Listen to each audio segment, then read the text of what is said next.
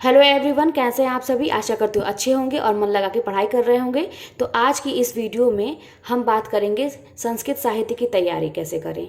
और संस्कृत साहित्य नहीं, इसमें जो व्याकरण भी आते हैं उसको भी हम लोग देखते हैं, क्योंकि आप लोगों के बहुत सारे ऐसे प्रश्न मेरे पास आ रहे थे कि दीदी आपने संस्कृत साहित्य की तैयारी कैसे की थी, क्या आपने कोई बुक लिया था या कैसे पढ़ा था, नोट से पढ़ा था, या कब कितना मतलब कब से शुरू किया था, कितने दिन में तैयारी किया था। यही सारे बहुत सारे आपके प्रश्न संस्कृत साहित्य के ऊपर थे। तो मैंने सोचा कि आप लोगों के साथ ये बात मैं शेयर करूं कि मैंने कैसे तैयारी की थी कि संस्कृत साहित्य मेरा कम समय में ही कवर हो गया था। इसके लिए मैंने बहुत ज़्यादा टेंशन शुरू से नहीं लिया, और इसीलिए मैंने इसके पहले वाली वीडियो में मैं आप लोगों से बोली थी कि आप लोग भी संस्कृत साहित्य के लिए बहुत टेंशन मत लीजिए। तो चलिए शुरू करते हैं, और अगर वीडियो पसंद आए तो लाइक करिएगा, चैनल पर नए हैं तो सब्सक्राइब करिएगा, ताकि आपको आने वाली जो भी वीडियो है उसकी नोटिफिकेशन आपको मिलती रहे।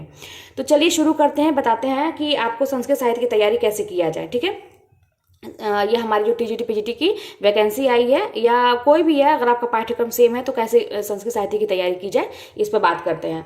तो देखिए, सबसे पहली बात है कि मैं शुरू से बता रही हूँ कि मेरे दिमाग में क्या था कि जब मैं मतलब एग्ज़ाम का ये था कि एग्ज़ाम मुझे देना है, मैंने फॉर्म फिल किया था, ठीक ना। तो उसी टाइम से था कि मैंने पहला काम क्या किया, क्योंकि मैं भी, आप लोगों को पता है कि जब मैं एग्ज़ाम देने के लिए सोची थी मैं, तो मेरी कोई तैयारी नहीं थी, कुछ भी नहीं था। मैं स्कूल में पढ़ाती थी, तो समझिए मेरा ग्रामर भी, वो भी 7th 8th के बच्चों तक का ही समझिए मेरा तैयार था, और बाकी मेरा कुछ नहीं तैयार था। ठीक है, तो मैंने क्या, मेरे दिमाग में क्या था, तो सबसे पहले काम मैंने ये किया था कि जब एग्ज़ाम का मतलब ये हुआ कि मुझे देना है, तैयारी अब से शुरू करनी है, तो मैंने क्या किया कि सबसे पहले तो मैंने अपना पाठ्यक्रम उठाया। ठीक ना, पाठ्यक्रम। अब पाठ्यक्रम में जैसे अपना अपना सिलेबस आप मैंने उठाया, तो मैंने ये देखा कि कहाँ पे कितने मतलब चीज़ें हैं, मतलब कौन कौन से पोर्शन में ज़्यादा मतलब चीज़ें हमको पढ़नी पड़ेगी, कौन कौन से पोर्शन में। तो मैंने क्या किया, सिलेबस का प्रिंट आउट बहुत लोगों ने क्या निकलवा लीजिए, लेकिन मैंने निकलवाया नहीं। मैं क्या की, इस तरह से मैंने देखिए लिख लिया। हिंदी पाठ्यक्रम है ना, तो हिंदी साहित्य का इतिहास, अब इसमें देखिए इतने सारे पोर्शन हैं आपके, ठीक ना। और उसके बाद हिंदी गद्य साहित्य का विकास आ गया। उसके बाद से देखिए यहाँ पे आप लोगों को दिख रहा होगा कि फिर उसके बाद से हिंदी काव्य के, ठीक ना, ये जो है हिंदी काव्य के भेद, ये सब मैंने था, रस छंद अलंकार वाला, ये सब पोर्शन मैंने सब लिख लिया था। आप लोग को भी मैंने ये चीज़ें मैं पहले भी दिखाई हूँ। फिर यहाँ पे देखिए भाषा विज्ञान में एक के अंतर्गत हिंदी की बोलियाँ वालियाँ, ये सब, ठीक है। उसके बाद से व्याकरण का भी मैंने लिख लिया था, क्या क्या है, शब्द रूप, ये सब क्या क्या मतलब इसमें याद करना है, पर्यायवाची विलोम, ये सब जो भी है अब हमारे सिलेबस में क्या क्या है। उसके बाद देखिए, अब यहाँ पे संस्कृत साहित्य का मैंने लिख लिया था, संस्कृत साहित्य का पोर्शन आप देख सकते हैं। टेढ़ा थोड़ा कर दे रही हूँ, संस्कृत साहित्य, ठीक ना। तो संस्कृत साहित्य के प्रमुख रचनाकार, अब इसमें मैंने ये देखा कि इसमें कितने जाते हैं, क्या क्या मुझे पढ़ना है। तो देखिए यहाँ से लेके आपको यहाँ तक अनुवाद तक यह संस्कृत साहित्य में है। तो इसमें क्या क्या है संस्कृत साहित्य में, तो इसमें पहले तो रचनाकार हैं, उनकी रचनाएं हैं, ये पूछेगा आपसे। तो कालिदास है, भवभूति, भारवी, माघ, दंडी, श्रीहर्ष, ये हमारे पाठ्यक्रम में था। संधि में, अरे व्याकरण में संधि, स्वर संधि, व्यंजन संधि, समास, शब्दरूप, धातुरूप, कारक प्रयोग, अनुवाद, ये सारी चीज़ें हैं। तो मैंने यही देखा कि इसमें बहुत ज़्यादा चीज़ें नहीं है। और मैंने क्योंकि मैं स्कूल में पढ़ाती थी, तो मुझे ये था कि भाई ये जो संधि समास ये वाला जो चीज़ है, पोर्शन है, तो मतलब हिंदी से मिलता जुलता है संस्कृत का भी, तो आपको बहुत दिक्कत नहीं आने वाली, थोड़ी चीज़ों पर ध्यान देना पड़ता है। लेकिन मुझे टेंशन किस बात का होता था, ये शब्द रूप धातु रूप जो है, ठीक है ना, इसका, और ये अनुवाद का थोड़ा सा मुझे लगता था कि मुझे देखना चाहिए, ठीक। और ये लोग हैं कालिदास, भवभूति, इन लोगों का जो है मुझे उतना नहीं था कि बहुत ज़्यादा तो है नहीं लोग, अब मैं पढ़ लूँगी, मुझे इतना अपने ऊपर भरोसा था। तो ये तो पाठ्यक्रम था, ठीक है। आप लोगों को भी अगर अभी तक नोट नहीं किए हैं, तो भाई सिलेबस आपके हाथ में होना चाहिए, तभी पता लगेगा कि आप कौन कौन सा टॉपिक रिवाइज कर रहे हैं, कौन सा नहीं कर रहे हैं, ठीक है। तो इस तरह से पहले तो मैंने सारे टॉपिक को देखा अपने पाठ्यक्रम में। उसके बाद फिर मैंने ये देखा कि पुराने प्रश्न पत्रों का आकलन मैंने किया कि किस चीज़ से कितने मतलब किस पोर्शन से ज़्यादा प्रश्न आते हैं, क्योंकि मैं भी आप लोगों की तरह थी, एकदम कुछ पता नहीं था। तो मैंने उठाया, यही शिल्पी का मैंने लिया था, अब ये क्या कहते हैं, ये पुराने क्वेश्चन पेपर वाला शिल्पी का। तो मैंने उसमें ये देखा कि किस पोर्शन से, और एक प्रश्न पत्र को देखने से आपको अंदाजा नहीं लगेगा, आप कम से कम 10-15 सारा देख लीजिए ऐसे पलट पलट के, और हल भी करिए और देखते जाइए। तो मैंने ये देखा ना कि मुझे ये अनुभव हुआ कि संस्कृत साहित्य से सबसे ज़्यादा प्रश्न आ रहा है। ठीक है। उसके बाद व्याकरण से, फिर उसके बाद काव्य शास्त्र, भाषा विज्ञान और ये सब जो है संस्कृत साहित्य, सब मतलब उसमें ये सारी चीज़ें आ जाती हैं। लेकिन सबसे मेन क्या था, संस्कृत साहित्य, अरे हिंदी साहित्य और आपका व्याकरण, ये मेन था। अब सबसे बड़ा, अब हिंदी साहित्य की बात जहाँ भी आती है तहाँ मतलब मुझे, मेरा एकदम दिमाग घूम जाता था, क्योंकि मुझे कुछ नहीं आता था। फिर मैंने किताब खरीद ली, सरस्वती पांडे की किताब खरीद ली, शुक्ल की किताब खरीद ली, ये सारी किताबें तो मैंने आपको बताया ही है, मैंने खरीद ली। उसके बाद जब मैं पेज पलटी भाई सरस्वती पांडे की किताब में, मैंने सोचा खोल के पढ़ूँ, इतनी छोटी सी किताब है, खोल के देखूँ क्या क्या पढ़ना है। तो भैया इनके इसके फॉन्ट इतने छोटे छोटे हैं, लगता है छोटा है, लेकिन कितनी सारी चीज़ें इसमें दी हुई हैं। और रामचंद्र शुक्ल की किताब भी मैंने खोल के देखा, तो उसमें भी मतलब उनकी भाषा बहुत बहुत क्लिष्ट है, मुझे कुछ भी समझ में नहीं आ रहा था। और रचनाओं उचनाओं को देखा तो मुझे तो लगा कि मैं मतलब कैसे याद करूँगी, सबसे बड़ी चीज़ है। तो ये सारी चीज़ों को देखते हुए मैंने ये डिसाइड किया कि जो संस्कृत साहित्य का है इसको मैं बाद में पढ़ूंगी। और जहाँ पर मैं कोचिंग करती थी, आप लोगों को पता ही है कि सर भी बहुत अच्छा गाइड करते हैं, उन्होंने भी कहा कि संस्कृत साहित्य का टेंशन मत लीजिए, इसका पोर्शन आप लोग बाद में भी पढ़ सकते हैं। लेकिन मुझे धातु रूप शब्द रूप का टेंशन था, तो मैं इसको क्या करती थी, पहले तो, अब नहीं, लेकिन जब 3-4 महीना तैयारी मैंने अच्छे से कर लिया, मुझे लगा कि हाँ उधर का पोर्शन कंप्लीट हो गया, जैसे लगा कुछ कमांड आ गया है, जैसे इस पे हिंदी साहित्य पे, व्याकरण पे, मुझे लगा कि अब प्रश्नों को मैं कुछ कुछ हल कर सकती हूँ। तो फिर मैंने शुरुआत कहाँ से की, धातु रूप और शब्द रूप, है ना, ये सब मैंने याद करना शुरू किया, क्योंकि भैया याद करने वाला पोर्शन जो है ना, सबसे दिक्कत मुझे याद करने में ही होती थी।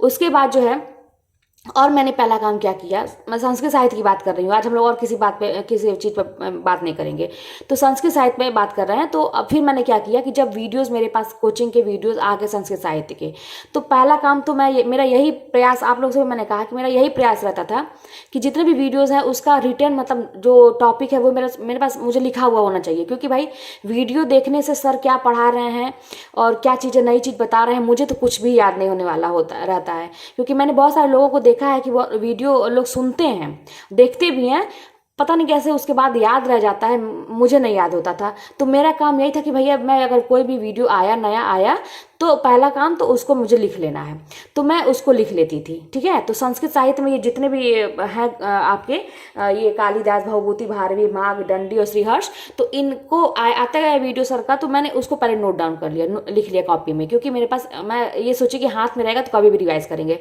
पहला काम मैंने लिख लिया। उसके बाद जो है, अब तैयारी के लिए आप लोग पूछते हैं कौन सी आपने बुक ली थी, तो मैंने कोई बुक नहीं ली थी। अगर देखिए, आइए, मेरा बस एक आप लोगों से, मैंने क्या किया था मैं ये आपको बता रही हूँ, आप अपने हिसाब से करिएगा। आपको अगर लगता है कि आपको बुक लेनी है तो आप बिल्कुल ले लीजिएगा। मैंने क्या किया था मैं ये बताती हूँ, ठीक है ना। तो यहाँ पर मैंने बुक नहीं लिया था, मैंने अपने कोचिंग का नोट कर लिया था सारी चीज़ें, इसमें जो है सिलेबस में।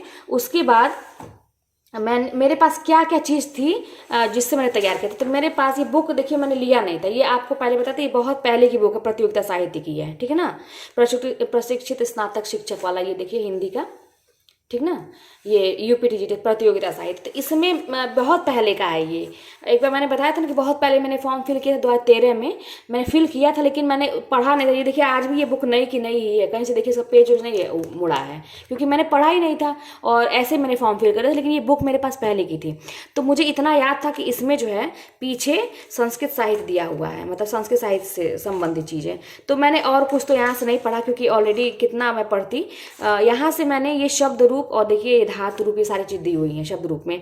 जैसे आत्मन का है, राजन, सरित, ये नामन, मतलब नाम का, नदी, मति, फल, जगत, ये सारा है ना, शब्द रूप धातु सब दिया है। यहाँ पे देखिए सर्वनाम का भी शब्द है यहाँ पे, ये सारी चीज़ें, और इसमें ये सारी चीज़ें हैं, ठीक है। धातु रूप भी देखिए यहाँ पे है, आप देख सकते हैं धातु रूप भी, ठीक ना, ये देखिए धातु रूप भी है, ठीक ना, ये सारी चीज़ें हैं। और यहाँ पे है, मतलब अच्छा खासा दिया हुआ है इसमें, हालांकि सारा तो मैंने नहीं याद किया था, ठीक है इसमें देख लीजिए दिया है ना। तो मैंने शब्द रूप समझिए और धातु रूप मैंने यहीं से याद किया था।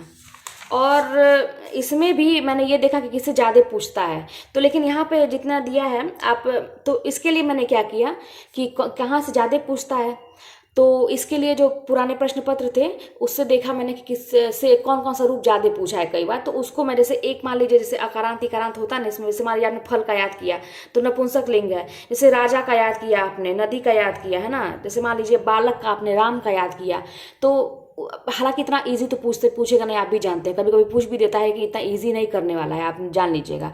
ऐसा वो आपको फंसाएगा ना कि मतलब ऐसी चीज़ें पूछेगा कि वो ये देखने चाहता है आयोग कि हाँ इनको नॉलेज है कि नहीं। तो वही है कि आप उसमें से मतलब जो जो आप देखिए कौन कौन सा आया था पुराने प्रश्न पत्रों में कौन कौन सा, उतना तो आप एकदम अच्छे से पढ़ लीजिए, याद कर लीजिए। एक जैसे मान लीजिए बालक का याद किया तो राम का भी आपको उसी तरह से, मतलब उसमें सारे चलते हैं, इसमें यही ना है। और इसमें धातु रूप में देख लीजिए, तो ये सारी स्था का है ना। और ये देखिए स्था का है ठहरना, लेकिन इसका तिष्ठति तिष्ठता हो जाता है, तो इस टाइप का पूछता है ना, कि ऐसे मतलब एकदम अलग रहे ये ना। जैसे मान लीजिए पठ धातु का होता है कि पठते पढ़ता पठनते पठतु, मतलब ये अलग अलग चलता है ना ये सारी चीज़ें। जैसे आज्ञा में भी पठतु हो जाता है, चाहिए में पठे तो, मतलब पठ से ही संबंधित है। लेकिन एग्जाम में आपको ऐसा उल्टा पूछेगा ना कि जैसे उसका कोई आपको देखने को ना मिले। जैसे मान लीजिए यहाँ पे स्था मतलब ठहरना, तो आपको लगेगा कि स्था से ही चीज़ें पूछेगा, है ना। जैसे यहाँ पे देखिए ये वाला स्था है ना, आपको लगेगा कि स्था से संबंधित होगा, और ऐसा उसमें दे भी देगा, एक आपको गलत ऑप्शन दे भी देगा। लेकिन इसमें देखिए तिष्ठति हो जा रहा है ना, यहाँ पे तो एकदम अलग टाइप का जो हो जाता है, वही हम लोग के एग्जाम में भी उसने ऐसा ही किया था। तो ये सारी चीज़ें थोड़ा सा ध्यान देने वाला है कि कौन से में थोड़ा सा घुमाने वाला है, ऐसा ही क्वेश्चन है, ठीक है। तो मैंने यहाँ से तैयार किया था, इस किताब से मैंने शब्द रूप धातु रूप देखा था, और यहाँ से हाँ मैंने इसमें कुछ वो भी हैं, क्वेश्चन भी हैं, ठीक ना। देखिए तो इसको भी मैंने यहाँ से देख लिया था। और देखिए और यहाँ पे वो है अनुवाद भी मैंने यहीं से देखा था, अनुवाद है ना ये, तो मैंने देखा था। और यहाँ पे देखिए कुछ नियम बताए गए हैं यहाँ पे, ठीक है। और इससे संबंधित जो है प्रश्न भी दिए हैं पीछे, ठीक। तो ये सब प्रश्न भी हैं पीछे, यहाँ पे देखिए अभ्यास प्रश्न भी है। तो इसी से मैंने समझिए कि संस्कृत का मैंने यहाँ से हेल्प लिया था, इस किताब से, ये जो है, ठीक ना, इससे थोड़ा सा हेल्प लिया था। ये तो आप जान ही रहे हैं शिल्पी का है, ये मैंने लिया था इसमें से, ये देखने के लिए कि मतलब कैसे कैसे प्रश्न आते हैं। शिल्पी का हो गया। और मेरे पास ये नोट्स है, ये जो नोट था इसमें मैंने सर का मतलब था जो हिंदी संस्कृत साहित्य का जो था इसमें, तो उसको मैंने नोट किया था। तो वो ज़्यादा नहीं था, वो कम से कम समझिए कि 20 पेज है ना, पेज 10 पन्ना समझिए और 20 पेज समझिए या तो उसमें से मैंने जो कवि लोग हैं उनका मैंने याद कर लिया था, रचना वचना याद कर लिया था उसमें से। और ये देखिए ये तो घटना चक्र, आपको पता ही है घटना चक्र है, ठीक है। यहाँ पे देखिए संस्कृत साहित्य दिया हुआ है, ठीक। संस्कृत साहित्यकार के प्रमुख रचनाकार एवं उनके रचनाएं, तो इसमें से देखिए मैंने यहाँ पे पढ़ा है, आप लोग देख सकते हैं यहाँ पे कि मैंने ऐसे अरे ये करके पेंसिल से मैंने अंडरलाइन करके, मतलब मैंने यहाँ से ही पढ़ा है, मैंने अलग से कोई बुक नहीं खरीदी थी, ठीक है। क्योंकि इसमें है सारे प्रश्न आपको मिल जाएंगे, और उसका व्याख्या पे ध्यान दीजिए, ठीक है।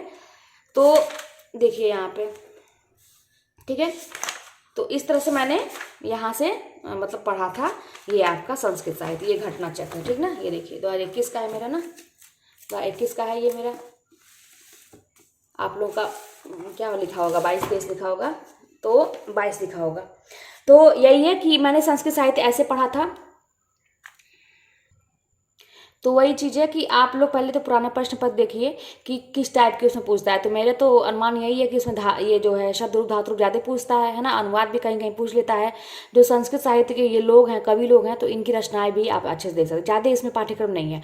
तो इसके लिए अभी इसीलिए मैंने कहा था कि आप लोग अभी शब्द रूप धातु रूप याद करते चलिए, एक एक दो दो, ठीक है। और अच्छा देखिए एक चीज़ और बताना है, ज़रूरी चीज़ ये है कि आप लोग ना देखिए क्या होता है कि पढ़ाई करते समय एक बस आप किताब लेके पढ़ते रहेंगे बस, तो उससे काम नहीं बनेगा। आपको कुछ ना कुछ अपना दिमाग लगाना पड़ेगा, टेक्निकल चीज़ें यूज़ करनी पड़ेगी। जैसे उदाहरण के तौर पे अगर हम कहें कि मान लीजिए कोई वो है, मान लीजिए कोई पहलवान है, ठीक ना, एक उदाहरण मैं बता रही हूँ, कोई पहलवान है मान लीजिए, वो सब कुश्ती लड़ रहे हैं, ठीक है, और दोनों तगड़े हैं भाई, दोनों तगड़े हैं कि नहीं है। आप मान लीजिए आप अपने आप को एक तरफ समझिए, एक तरफ के आपका जो एग्जाम है उसको एक तरफ का समझिए ना, दोनों आपकी जो लड़ाई हो रही है, तो दोनों तगड़े हैं। आप भी अब किसी से कम नहीं है भाई। आप किस लिए कम नहीं है? क्योंकि आपको अगर लगता है कि आपने खूब अच्छी तैयारी कर ली है, खूब किताब एकदम पूरा रट ली है, किताब तैयारी कर ली है आप, और आप एकदम मतलब आपको लग रहा है कि एकदम आपकी तैयारी हो गई, आप एकदम तैयार हैं एग्जाम देने के लिए, ठीक है, लड़ने के लिए तैयार हैं, आपको अपने हिसाब से अगर लग रहा है कि आपने खूब अच्छे से तैयारी की, और इधर एग्जाम तो तगड़ा है ही, ठीक है, दोनों। लेकिन आप खुद एक कल्पना करिए कि अगर अखाड़े में जाते हैं दोनों, और ये जो आप हैं समझिए, जो आप कुश्ती जो लड़ रहे हैं, बहुत तैयारी आपकी बहुत अच्छी है, आपको बहुत ताकत है आपके पास, लेकिन वहाँ के जाके आपकी ताकत ही बस काम नहीं आएगी, आपको वहाँ पे जाके बहुत सारा आपको टेक्निकल चीज़ें यूज़ करनी पड़ेगी, आपको वहाँ का माहौल देखना पड़ेगा, अगला व्यक्ति क्या क्या दांव है, क्या पेंच है, आपको उसी हिसाब से अपना दांव पेंच लगाना पड़ेगा। होता है कि नहीं होता है?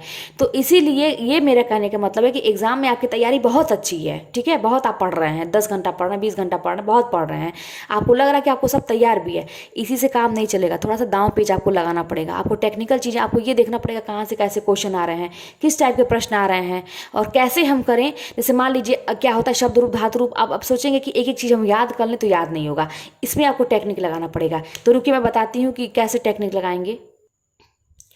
तो देखिए ये पहले का मेरा ये जो नोट्स है इसमें मैंने पीछे याद करने के लिए मैं ऐसे ही लिखती थी, उस टाइम का है मेरा, ठीक ना, जब मैं तैयारी करती थी। तो देखिए अब मैंने बालक का और राम का, ठीक है, दोनों का एक सेम चलता है ना, तो मैंने लिख के याद किया था। हालांकि इतना आसान पूछता नहीं है, लेकिन फिर भी आपको याद होना चाहिए, ठीक है। तो देखिए जैसे अब मैं सब लोग ऐसे करते बालका बालका बालका ऐसे याद करते हैं ना, ये आता बालकम बालका बालकान, ऐसे सब लोग याद करते हैं ऐसे ऐसे। तो मैं ऐसे नहीं बल्कि ऐसे खड़ा खड़ा याद करती थी इसको, और इसमें टेक्निक लगाती थी, दिमाग लगाती थी कि क्या करना है। तो आपको ज़्यादा थोड़ा सा दिमाग आपको यहाँ पे लगाना है और यहाँ पे लगाना है, ठीक ना। अब यहाँ पे एक वचन द्विवचन बहुवचन ऐसे होता है, तो थोड़ा सा आपको एक वचन और ये बहुवचन पर लगाना, द्विवचन वाला तो बहुत आसान होता है। तो जैसे आप एक वचन में क्या लगाएंगे, पहले देखिए बालका है, बालकम है, बालकेन है, यहाँ पे देखिए हलंत हलंत, मैं छोटा छोटा चीज़ को मतलब मैं माइंड करती थी। अब बालकाय का यहाँ भी है, बाल का तक है, यहाँ पे यह है तो है, ठीक ना। बालकस्य बालके हे बालके, मतलब इसको इस तरह से याद करते हैं, ठीक है, याद हो गया ये मान लीजिए। अब यहाँ पे देखिए तो यहाँ तो बहुत ईजी है, देखिए बालको बालको 2 बार आया है, बालकाभ्याम बालकाभ्याम बालकाभ्याम 3 बार आया है, बालकयो बालकयो फिर 2 बार आया है, और ये तो ये ऊपर वाला ये आ जाता है, हे बालको आ जाता है, ठीक है। यहाँ पे देखिए बालका, तो ठीक है ना, और यहाँ पे बाल का न हो गया है, ठीक ना, न सेम चीज़ है बस न लग गया है। फिर यहाँ पे देखिए बाल का हो गया है, बिंदी भी है, बाल के 2 बार है, फिर बाल का नाम बालकेशु हे बाल का, हमेशा ये देखिए एशु आता है यहाँ पे, इस तरह का मतलब कुछ चीज़ें तो सेम है सब में। अब सेम इसी तरह से मैंने ऐसा।